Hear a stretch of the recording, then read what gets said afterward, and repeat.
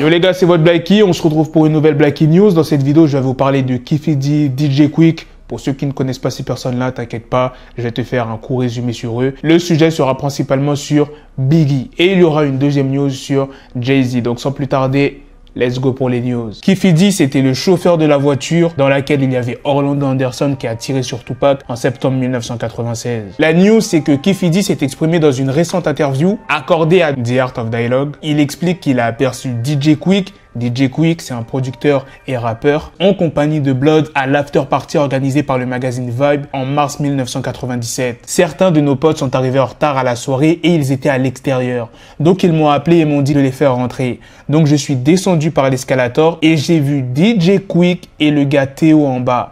Ils étaient avec quelques Bloods. Je suis remonté et j'ai dit à Puff et aux autres: faites attention parce qu'ils sont là. Dans l'interview, Keffe D répond à une rumeur selon laquelle G-Well aurait été impliqué dans le meurtre de Biggie. Pour lui, ça ne serait pas G-Well, mais DJ Quik. Il dit: les gens disent qu'elle leur a tendu un piège. C'est ce que la rue dit. Mais je ne pense pas que G-Well ait fait ça. Personnellement, je pense que c'est Théo et la bande qui s'en sont occupés. Le DJ, c'est quoi son nom? D'après moi, c'est eux qui ont fait ça. Lui et Quik. Je pense que c'est eux qui ont fait ça. Il était avec ses gars Bloods, mon pote était là et m'a dit qu'ils étaient là. On est allé relayer le message que DJ Quik et Théo, qui était une personnalité de la radio à l'époque, étaient là avec eux. C'est comme ça que tout ça s'est passé. Maintenant, passons à la deuxième et dernière news qui est sur Jay-Z. Vous avez sûrement dû voir récemment qu'il a débarqué sur Instagram. Il est resté 24 heures et après il a supprimé son compte. Et en 24 heures, il a pris 2 millions d'abonnés.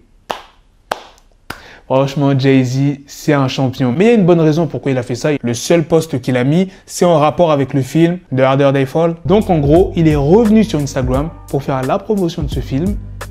Et après, il est reparti. En 3 heures, les gars, 1 million d'abonnés, il a fait. Et en fin de journée, 2 millions. Il a l'habitude de faire ça, Jay-Z. Mais c'est là que tu vois que le mec est fort en communication. Il est venu sur Instagram. Tout le monde a parlé de ça.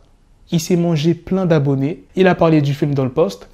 Et après, il est reparti. Voilà les gars, c'est la fin de cette news. C'est aussi la fin de cette vidéo. Dites-moi dans les commentaires qu'est-ce que vous en pensez de la news principale sur Keffe D qui s'est exprimé sur l'assassinat de Biggie. Sur ce, on se donne rendez-vous très prochainement pour d'autres vidéos news. Prenez soin de vous la famille.